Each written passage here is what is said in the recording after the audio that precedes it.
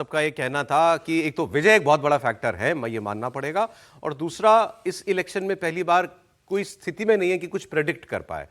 Sir, Tamil Nadu क्या वाकई इतना क्लोज कॉन्टेस्ट है या विजय की वजह से ये अभी सस्पेंस है? विजय की वजह से बहुत संभावना बन रही है सर। वहाँ पर जो हमारे कई मित्रों से मैंने तमिलनाडु में बात की पिछले दिनों, तो वो कह रहे हैं 10 से 15% वोट वो ले सकते हैं। और अगर विजय जोसेफ है, वो सुपरस्टार है, यदि वो ऐसा वोट ले आते हैं तो हंग असेंबली की तरफ भी तमिलनाडु बढ़ सकता है। दूसरा तो जो एडीएमके गठजोड़ की भी उम्मीद बन जाएगी।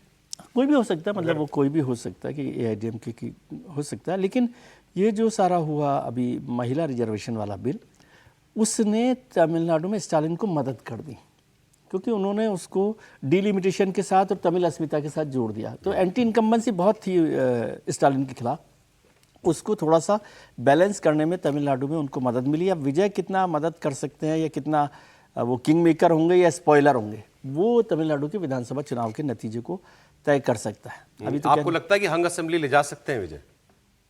वहाँ जो लोग कह रहे हैं, मैं तो नहीं गया, लेकिन वहाँ पर जो ज़्यादातर लोग हैं वो कह रहे हैं कि ले जा सकते हैं। अब अगर मान लें ऐसी संभावना बन जाती है हंग असेंबली की, तो इनकी तो दोनों पार्टियों से बातचीत चल रही थी इलेक्शन से पहले। दोनों पार्टियों से बात चल रही थी, लेकिन दोनों पार्टियों से बात बनी भी नहीं। नहीं बनी, मैंने इसलिए बताया कि ऐसा नहीं है कि वो किसी एक भी कैंप तरफ जा में सकते या हैं, हाँ, एंटी बीजेपी कैंप में, उन्होंने अपने आप को किसी कैंप में नहीं किसी रखा कैंप में नहीं वो रखा। क्लियरली कह रहे हैं मैं थर्ड फोर्स हूं, मैं जैसे कहते हैं न्यू ब्लड, मैं वो हूं। नहीं, इसको अगर दूसरी तरह से देखें और परिस्थितियों के लिहाज से देखें तो भारतीय जनता पार्टी एडीएमके को समझा भी लेगी। और एडीएमके के चूंकि जो है वो ऐसे नहीं है, वो तो मुख्यमंत्री की कुर्सी बदल चुके हैं। अब एक तो हालांकि चले गए हैं उधर ही डीएमके की तरफ। तो इसको यूं देखिए कि जैसे भारतीय जनता पार्टी ने बीएसपी को चीफ मिनिस्टर बना दिया, यानी मायावती को चीफ मिनिस्टर बना दिया, अगर कल को तीसरा वाला मोर्चा यानी विजय की सीटें इतनी होंगी कि उनके साथ अगर एडीएमके यानी एनडीए गठजोड़ जुट जाए और उनको मुख्यमंत्री बना दे तो वो बना देगा।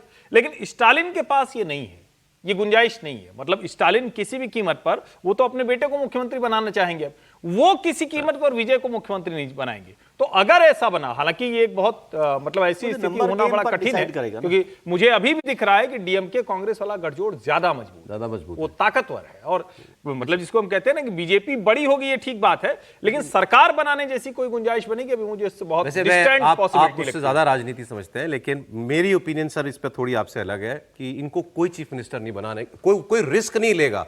वो आदमी सुपरस्टार है, उसके पास एक दूसरे किस्म का पुल है, उसको केवल काम से वोट की चिंता नहीं है कि मैं काम करूंगा तो वोट मिलेगा वाला मसला नहीं है। वो फेस इतना बड़ा है और उसको और बड़ा बना दिया जाएगा। उसके बाद तो फिर तुलना सबका एमजीआर से और उनसे जैसे होने लगेगी। जयललिता, एमजीआर, करुणानिधि सभी लोग हैं वहां पर। लेट्स सी, ये बात सी है कि अगर हंग असेंबली कर लेते हैं, बहुत बड़ा स्टेक नहीं है तमिलनाडु में, तो क्या पता विजय फिर बन भी जाए। वैसे पैटर्न तो यही है कि तमिलनाडु में कोई भी पार्टी दोबारा चुनाव नहीं जीतती है। एक बार डीएमके जीतती है तो फिर एमजी रामचंद्रन उसके अपवाद थे, जयललिता उसकी अपवाद थी, लेकिन उसके बाद कोई ऐसा अपवाद देखने को नहीं मिला है। अब यदि स्टालिन कोई करामात कर जाते हैं तभी वो स्टालिन जो है और कांग्रेस पार्टी का सही बात सही है। महिला रिजर्वेशन में जो वो नॉर्थ साउथ हुआ, दूसरी बात, फायदा तो मिलेगा इनको। दूसरी बात नहीं देखिए, लेकिन उसका एक दूसरा पक्ष भी है। एक नैरेटिव ये भी है कि वहाँ पर 44-45 सीटें जो है वो शेड्यूल कास्ट की भी हैं, और शेड्यूल कास्ट और शेड्यूल ट्राइब्स वगैरह मिला करके 50 के आसपास की सीटें वहाँ पर बनती हैं।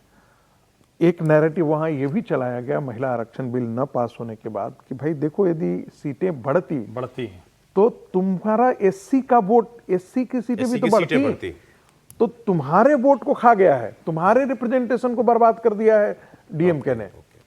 तो वो फैक्टर क्या वाकई जमीन पर उतरा है? वो लोग क्या एससी लोगों में ये बात मन में आई जो कि उसके वोट करते हैं, उसको डीएमके के साथ वो खड़े होते हैं। वो द्रविड़ के साथ साथ जो दलित मूवमेंट वगैरह जो है, सेल्फ रिस्पेक्ट मूवमेंट जो वहां पर चला था, उसके साथ जो वो खड़े हो जाते हैं, तो वो हिस्सा जो है वो तमिलनाडु का क्या डीएमके के साथ वोट करने के लिए अभी तैयार है, खास करके इन नैरेटिव के बाद। और ये बात नैरेटिव तो नॉर्थ साउथ का ही बना है।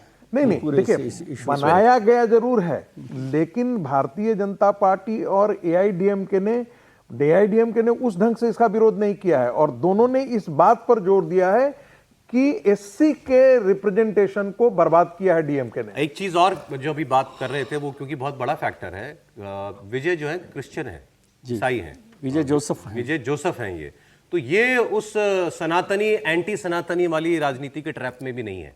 इनके पास ये सारी वो मतलब एक हाँ मतलब उनकी मजबूरी नहीं है उसको उसको उसमें से किसी को चुनना। देखिए, ये तमिलनाडु का ये इलेक्शन बहुत मामले में यूनिक है। एक तो कोई स्टार फिगर नहीं है इन द सेंस कि कोई एमजीआर, जयललिता उस टाइप के लोग नहीं है, उतना बड़ा हैवी वेट हाँ, नहीं है कोई जी। और वहाँ का यूथ पिछले 25 साल से 20 साल से ये कह रहा है कि एक यंग चेहरा आना चाहिए जो इस समय विजय उनको दे रहा है, और वो कैप्टन विजय के नाम से भी जाने जाते हैं। और ये जो 20% वोट, 15 से 20% मैं ये मान के चल रहा हूँ कि इनको आएगा, लेकिन नंबर ऑफ सीट्स बहुत कम होंगी। किंग मेकर की भूमिका में भी शायद ये नहीं रह पाए, क्योंकि एक सेलेक्ट पॉकेट जो है वही इनको वोट करेगा, खासकर यंग जो यूथ है।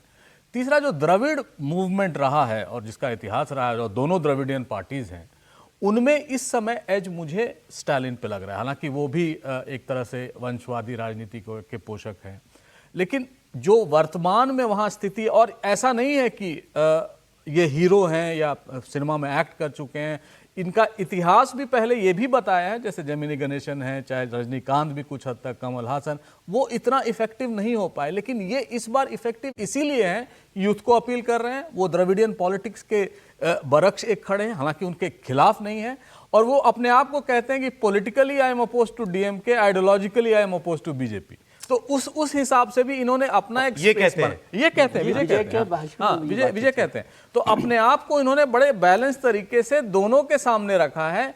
और जो अगर वो आइडियोलॉजिकली अपोज टू बीजेपी हैं तो फिर तो क्लियर है कि अगर नौबत आई कि कहाँ कहीं एक तरफ जाना पड़े तो कहाँ जाएंगे। एआईडीएमके के साथ न जाने के पीछे सबसे बड़ा फैक्टर उन्होंने भारतीय जनता भाजपा पार्टी को को ही बताया। रखा है।